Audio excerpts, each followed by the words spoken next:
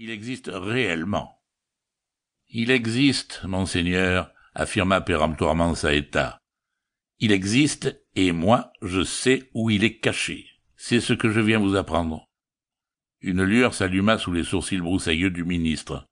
Mais toujours sur la réserve, il s'enquit. « Et comment savez-vous cela, vous ?»« Peu importe, monseigneur.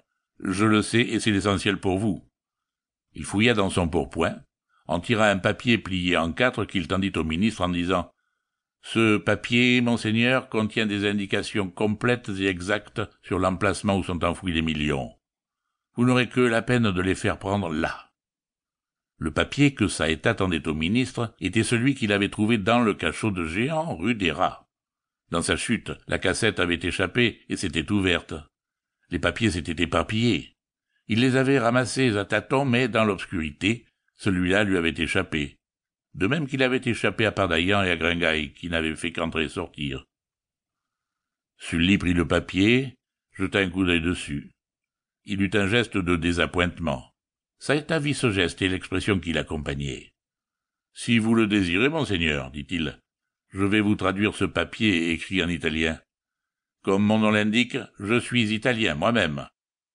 Vous pourrez faire vérifier ma traduction pour plus de sûreté, mais je vous réponds qu'elle sera exacte. » Sans mot dire, Sully lui tendit le papier. Saëta traduisit à haute voix, et ce qu'il dit était la répétition exacte de ce que le père Joseph avait traduit en latin, et Pardaillan en espagnol. Sa lecture achevée, Saëta rendit le papier à Sully, qui dit « C'est on ne peut plus précis. » Il parut réfléchir. Nous avons dit qu'il était très intéressé. Ce papier, il n'eût pas hésité à le payer 1 million, davantage même. Il faut savoir faire la part du feu. Saëta avait dit qu'il le donnait sans rien exiger en échange. Précisément parce qu'il était intéressé, ceci paraissait trop beau à Sully. Il redoutait que l'homme ne se ravisât. Cependant, s'il était intéressé, il était aussi loyal. La loyauté l'obligeait à reconnaître que ce Loupini lui rendait un grand service. Il fallait le dire, il fallait même remercier. Et il craignait que l'autre n'en profitât pour réclamer sa part. Il se résigna toutefois. « C'est un réel service que vous rendez à l'État, monsieur. » Il disait « monsieur » cette fois. En donnant ce papier sans demander aucune récompense, « Comme vous l'avez dit, monsieur, ce dont je ne saurais trop vous louer. » Notez maintenant que Saëta était pauvre et qu'il savait très bien que s'il le voulait, il pouvait se faire payer le prix qu'il voudrait. Cependant, Saëta mettait une sorte d'orgueil qui n'était pas sans grandeur à ne rien demander. Il devina la crainte inavouée du ministre et avec un sourire railleur il le rassura. « Je l'ai dit et je le répète, monseigneur, je ne demande rien. » « Des intéressements qui vous honorent grandement, monsieur, » fit Sully rassuré. « Maintenant, monseigneur, voici l'avis que je vous ai promis. Ce trésor vous sera âprement disputé. Vous ne le tenez pas encore, et il pourrait fort bien vous passer sous le nez, » dit Saëta avec une assurance impressionnante.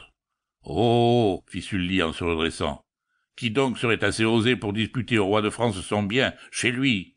Est-ce le pape? Est-ce Philippe d'Espagne? Les temps sont passés où les souverains étrangers pouvaient impunément se mêler des affaires du royaume. Il s'agit de quelqu'un autrement redoutable que le pape ou le roi d'Espagne. »« Ça, monsieur, mais vous êtes fou. Et de qui s'agit-il, voyons ?» Saëta s'inclina d'un air narquois.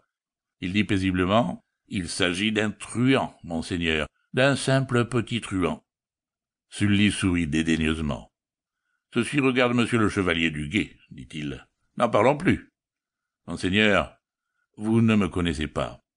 Sous ce costume, qui ferait envie à plus d'un riche seigneur, je n'ai pas trop mauvaise mine, je le sais. Cependant, du premier coup d'œil, vous avez reconnu que je ne suis qu'un pauvre diable, sans naissance. Et vous m'avez traité en conséquence, et vous vous êtes demandé un moment si vous ne deviez pas me faire bâtonner. J'ai admiré la promptitude et la sûreté de votre coup d'œil, mais vous m'avez froissé, et je vous l'ai fait sentir à ma manière. » Saëta s'était dressé dans une attitude de force et d'audace. Ses yeux étincelants plongeaient dans les yeux du ministre. Le ton de ses paroles, dans sa rudesse même, était empreint d'une dignité sauvage.